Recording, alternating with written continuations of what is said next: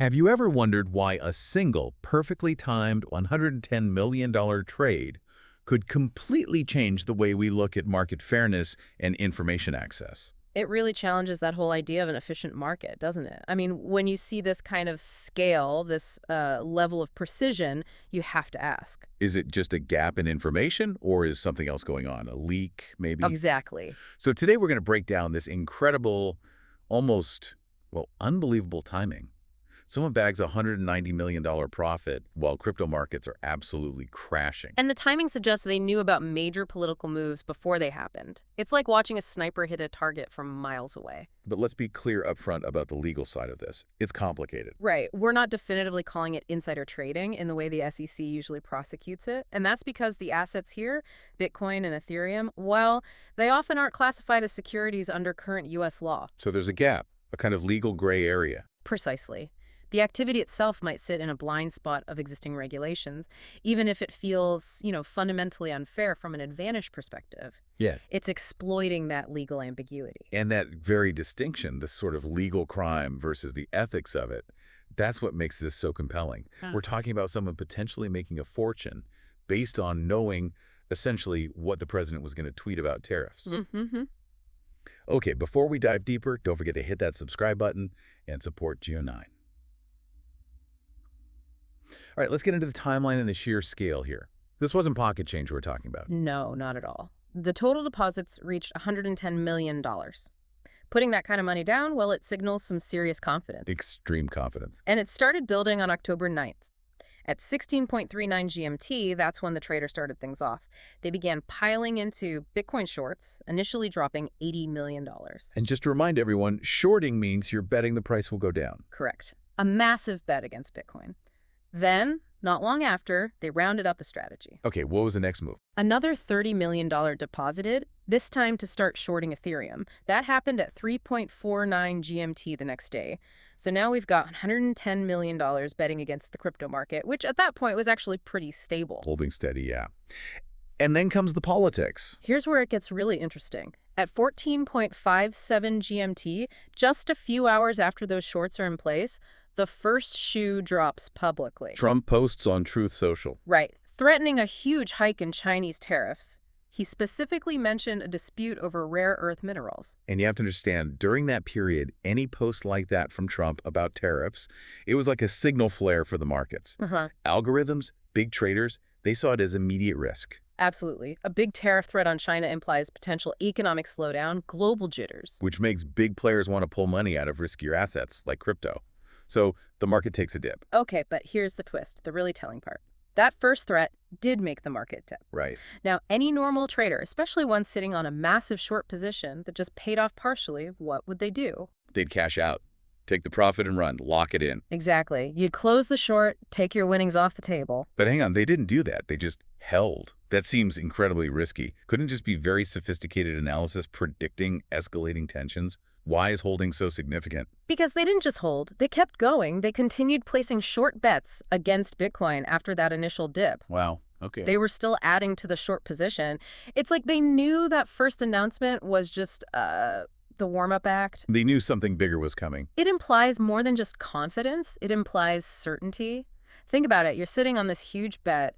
The market moves your way a bit, but you don't take the profit because you know the real crash hasn't happened yet. Your target hasn't been hit. And they were absolutely right. They kept adding to that Bitcoin short position right up until 20.49 GMT. Remember that time, 20.49 GMT. Because what happened next is just stunning. 1 minute later. One single minute later. At 20.50 GMT, the hammer falls. Trump announces they're considering a 100% tariff on China. Not just an increase, but 100%. Which was massively more aggressive, a true market shaker, and crypto just plunged violently. That timing is surgical, doesn't even cover it. They placed their last bets literally seconds before the news broke publicly. Everyone else was caught flat-footed. It's an almost unbelievable level of precision. And the result, the payoff. $190 million in profit. In just 24 hours. Incredible. And getting out was just as precise, wasn't it? Yeah.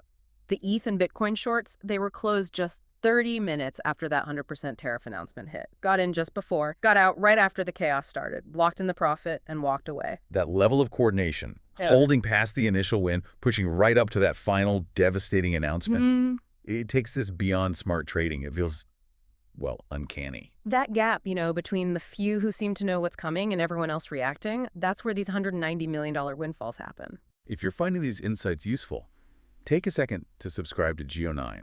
It really motivates me to keep sharing more research stories like this. And, if we zoom out a bit, this kind of perfectly timed trading, it's not just happening in the sort of legal Wild West of crypto. We see patterns like this elsewhere. It suggests a bigger issue with how information flows in capital markets generally, right? I think so. It hints that maybe the system isn't as fair or transparent as we'd like to believe across different asset classes. Like in the traditional stock market, we saw something similar with AMD, didn't we? We did.